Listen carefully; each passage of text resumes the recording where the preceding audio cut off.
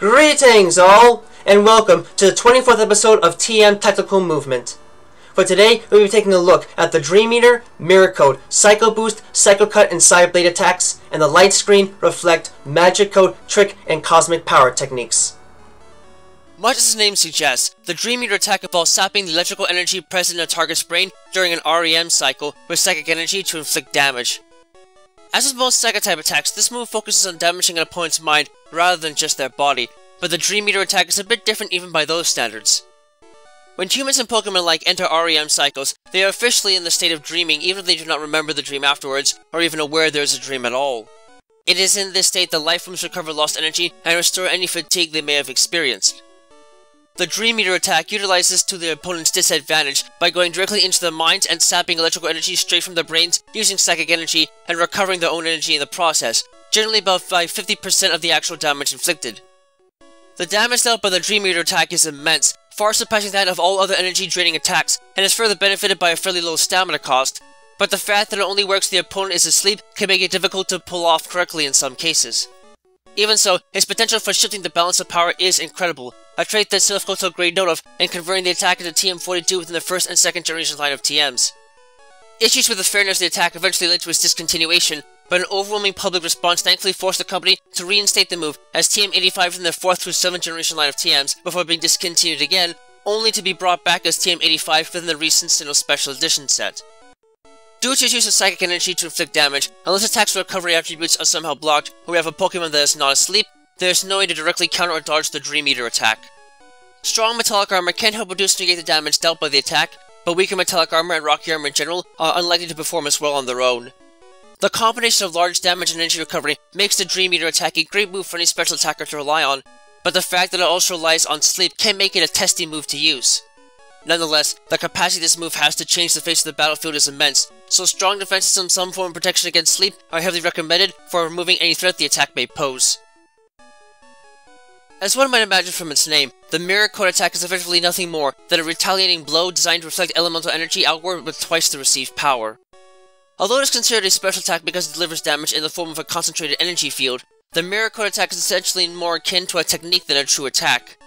The actual execution of a Mirror Code attack differs widely among those that can learn it, but its general effects are universal. For a Mirror Code attack to work, two things must happen. The opposition mustn't be allowed to strike first, and they must strike with a special attack.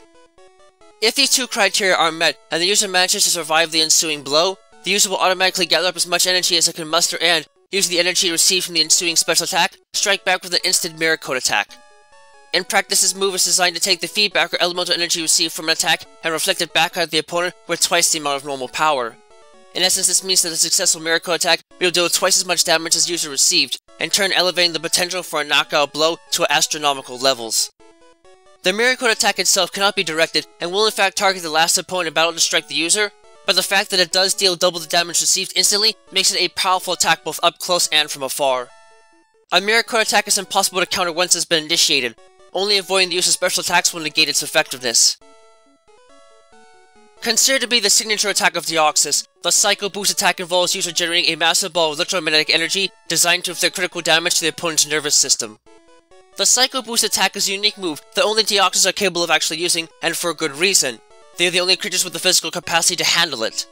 Although many Psycho-type Pokémon are able to wield their powers to a tremendous degree, all are limited by the physical structure of their bodies and cannot exceed the power the bodies are capable of using without severely damaging their nervous system.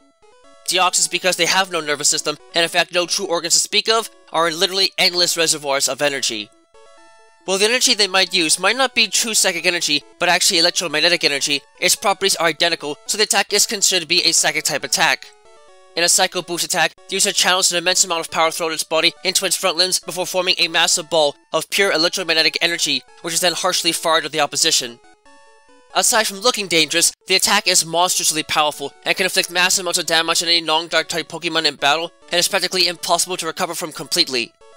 Unfortunately, the attack is hampered not only by the fact that it takes some time to prepare and is thus somewhat inaccurate, but also by the fact that its usage takes a tremendous toll on the special powers of the user and sharply lowers its special attack stat with every successful use, about twice as much as normal. This can make the attack a poor choice to rely on in long battles, but for ending a battle long before it even begins, this attack can quickly wipe the floor of nearly any opponent that dares to face Deoxys in battle. Due to its unique attributes, there's no way to directly counter the Psycho Boost attack. Moderately agile Pokémon, however, can still dodge the attack with enough room. Strong metallic armor can help reduce and negate the damage dealt by the attack, but weaker metallic armor and rocky armor in general are unlikely to perform as well on their own. The Psycho Boost attack might not be much of a threat to consider in most battles, but if ever placed against a Deoxys, it is a monstrous and practically undefeatable strike that could easily decimate unprepared teams, even with strong defenses and evasive tactics on their side. The only thing that can truly reduce its usefulness, aside from dodging it, is making the opponent use it early on in battle, thus severely weakening all of their future special attacks. In essence, the Psycho Cut attack involves striking an opponent with a powerful blade generated from psychic energy. In comparison to other attacks that utilize psychic energy in order to deal damage, the Psycho Cut attack is unique in that it utilizes the basic properties of matter to attack opponents with a bladed projectile made from psychic energy, fired as a projectile from a slight distance. The blades generated in the attack actually contain a substantial amount of matter within them, usually metallic ions that are easily controlled and unified through electromagnetic forces, which is then focused at the sharpened end of each projectile. This way, when the projectile actually hits, it can physically damage flesh and underlying tissue slightly before the entire projectile makes contact, and thus weaken the opposition in preparation for the full strike. The damage does primarily depend upon the amount of matter focused at the tip of the blade, which in turn is apparently dependent upon the physical attributes of its user. As such, the attack is considered to be a physical attack, and thus deals damage based on the user's attack stat. In addition, it is known that the combination of physical strike and psychic impulse within each projectile has the effect of heightening an opponent's pain response immediately upon contact, granting the move an increased chance of scoring a critical hit. The Psycho Cut attack might not be the most powerful Psycho-type moves, but it can more than leave a mark if the user is quick enough to make full use of its otherwise deceptive range in close quarters, which might explain why it isn't stated as TM69 within Silph Co's 8th generation line of TMs and TRs before it was discontinued the following generation. Since the Psycho Cut attack is technically a projectile attack and can be generated rather quickly when needed, it is exceptionally difficult to directly counter or dodge the attack both in close quarters and afar. Metallic armor can, however, help reduce and negate the damage dealt by the attack, but rocky armor is unlikely to perform as well on its own. The Psycho Cut attack lacks the raw power possessed by most other Psychic-type moves, and is usually uncommon enough to be of little concern, but given its penchant for inflicting nasty critical hits, sturdy defenses and protection against critical hits are highly recommended for taking the brunt of the strike and reducing its overall damaging effect as much as possible. Considered to be the signature attack of Iron Leaves, the Psyblade attack involves the user striking an opponent with powerful electrically generated blades of psychic energy. Very much like the Psycho Cut attack, the Psyblade attack is unique in that it utilizes the basic properties of matter to attack opponents with a bladed projectile made from psychic energy. However, it is notably different from the similar Psycho Cut attack because it is utilized exclusively by Iron Leaves and is executed in the form of a trio of ethereal energy blades that jet out from the sides of their neck and the top of their head. The blades generated in the attack actually contain a substantial amount of matter within them, usually metallic ions that are easily controlled and unified through electromagnetic forces, which are then focused right at the sharpened head of each blade. In this way, when they hit, they can physically damage flesh and underlying tissue slightly before the rest of the blade makes contact with a series of rapid slashing strikes, and thus weakens the opponent in preparation for the full strike. The damage dealt is primarily dependent upon the amount of matter focused at the tip of the blade, which in turn is apparently dependent upon the physical attributes of the user. As such, the attack is considered to be a physical attack and deals damage based on the user's attack stat. What really makes the attack stand out from the Psycho Cut attack, however, is the fact that the blades are actually generated by Iron Leaves using stored internal electrical energy that fuels internal dynamos that then convert this power into psychic energy to generate the needed energy blades. Because of this, if these creatures execute the move while in the presence of electric terrain, their body systems will pick up on the extra energy and drive it into these internal dynamos, increasing the overall base power of the attack by 50%. As such, the attack can prove to be a terrifying surprise for many to face when these beasts bring some extra charge with them, and grants the flashy moving note of power that could potentially render it one of the strongest attacks of its type in practice. Due to its use of blades of psychic energy in order to inflict damage, there is no way to directly counter the Psyblade attack, and it is exceptionally difficult to dodge in close quarters. Metallic armor can, however, help reduce and negate the damage dealt by the attack, but rocky armor is unlikely to perform as well on its own. The Psyblade attack might be too rare of a move for most to ever have to worry about, but if one has to confront Iron Leaves with access to this attack, only strong defenses and anything that can keep the battlefield's terrain from getting charged with electricity will be able to weather the worst it can bring to any battle it is interjected into. In effect, the light screen technique involves generating a psychic shield that diffuses elemental energy and decreases the overall damage dealt by special attacks. Along with Reflect, the light screen technique is a powerful defensive technique designed to reduce the amount of damage the opponent is able to deal to both the user and allies in battle. The light screen itself is an energy-based screen generated via psychic power that acts like a huge mirror, absorbing electrical energy and reflecting it outward and away from those behind the screen. This in turn reduces the amount of damage dealt by special attacks by about half under normal circumstances, though stretching it out to accommodate for partners reduces its effectiveness to only reflect a third of the damage dealt. Even so, the light screen technique is not merely an ephemeral object and will in fact remain around for about 5 combat turns before disintegrating, so its effects can be considerable if used repeatedly in battle against an elementally specialized opponent. It is known, however, that the move is flawed in that it can be broken with a Brick Break attack, but this should only be a problem if the opponent actually has access to the attack. Despite its flaws, Silph saw a lot of potential with the move after the success of the Reflect TM, and decided to release it as TM16 within the 3rd generation line of TMs, from which was been reproduced through almost all successive generations, becoming TM17 the 8th generation line, TM16 once again the recent Sinnoh Special Edition set, and TM75 in the 9th generation line, and has gained tremendous popularity among defensive trainers. Aside from waiting until it wears off, the only direct way to counter a light screen technique is to utilize a move that can remove it directly. Counter to that, the Reflect technique involves generating a psychic shield that diffuses kinetic energy and decreases the overall damage dealt by physical attacks. Along with the light screen technique, the Reflect technique is a powerful defensive technique designed to reduce the amount of damage the opponent is capable of dealing to both the user and allies in battle. The Reflect itself is an energy-based screen generated by psychic power that acts like a huge elastic band, absorbing kinetic energy and redistributing it outwards and away from those behind the screen. This in turn reduces the amount of damage dealt by physical attacks by about half under normal circumstances, though stretching out to accommodate for partners reduces its effectiveness so it only reflects a third of the damage dealt.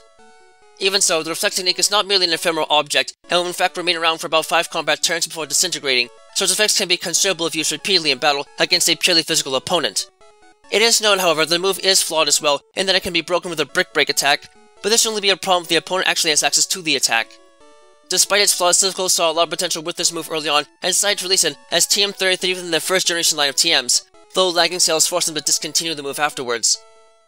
A surge in protest after the discontinuation, however, led the company to reinstate the move as TM33 again within the 3rd generation line and other subsequent generations, including the recent Sinnoh Special Edition set, becoming TM18 the 8th generation line and TM74 the 9th generation line, from which it has gained tremendous popularity among defensive trainers. Aside from waiting for it to wear off, the only way to directly counter Reflect technique is to utilize a move that can remove it directly. In essence, the Magic Coat technique involves generating an energy-based barrier designed to repel status-oriented moves and send them right back at the opposition. The Magic Coat is considered to be the weakest and most specialized type of energy-based barrier a Pokémon can generate, but is nonetheless versatile enough that its potential for mayhem is immense. The Magic Coat itself does not actually reduce damage done to the user, and only lasts for a few short minutes after creation, but if an opponent uses a move that otherwise inflicts a status condition, change the battlefield in a negative fashion, like with spikes, or use a move like Torment or Taunt, the Magic Coat will activate and not only protect the user from the move, but completely reflect its effects back onto the opponent that used it. This can make the otherwise pointless move extremely dangerous to have around in battle, and can help decide the fate of opponents that like to use crippling status effects to whittle down the opposition. Due to its unique attributes, there's no way to directly counter the effects of the Magic Coat technique. Simple as it may seem at first, the trick technique involves using psychic energy to quickly switch the positions of held items between two Pokémon faster than they can actually react. The trick and switch through techniques are effectively the same type of move, utilized in 2 separate distinct ways. The trick technique is designed to allow the user and one other nearby target to switch items by quickly tricking them into lowering their guard before using teleportation to switch the 2 items in an instant. The move is fairly uncommon and will only work if at least one Pokémon involved in its execution is holding an item, but when an item switch of some sort needs to be made immediately and promptly, this move can more than make things difficult for unprepared or otherwise item-dependent Pokémon in battle, which might explain why it's made into TR38 for Silph's first line of TRs, as well as TM109 for the 9th generation line of TMs. Aside from not having your Pokémon hold any items, there's no way to directly counter the effects of the trick technique. In essence, the Cosmic Power technique involves utilizing the user's natural psychokinetic connection with space to greatly enhance its defensive attributes. This move's origins are as mysterious as the Pokémon able to actually learn the move, but it seems that it can generally only be learned by Pokémon who derive their psychokinetic powers from something related to the space surrounding the Earth and the objects within it. Even so, there are still a few exceptions like Sigilif that remain unexplained. By tuning their body to the cosmic space around them and focusing internally on the world beyond the world they are currently in, Pokémon using the Cosmic Power technique can effectively heighten their physical and special resistance against pain and therefore raise their defense and special defense stats. This move might not be common enough for it to be much of a concern among trainers of most types, but considering the drastic effects it can have on an individual's defenses, it is nonetheless a powerful move that can make otherwise short fights drag on for long periods of time and possibly swing the overall favor of the match towards the user, which explains why it was made into TR44 for Silph's first line of TRs before being discontinued from subsequent generations. Attacks and techniques that raise a Pokemon's attack and special attack stats, or lower an opponent's defense and special defense stats, are highly recommended for dealing with the Cosmic Power technique. That's it for this episode, so stay tuned for the next episode of TM Tactical Movement.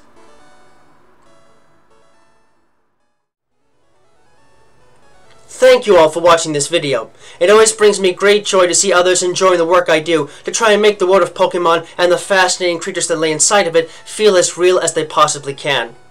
If you really enjoy my work, please feel free to leave a comment and subscribe, as I always do my best to respond to any and all comments that are left on my videos.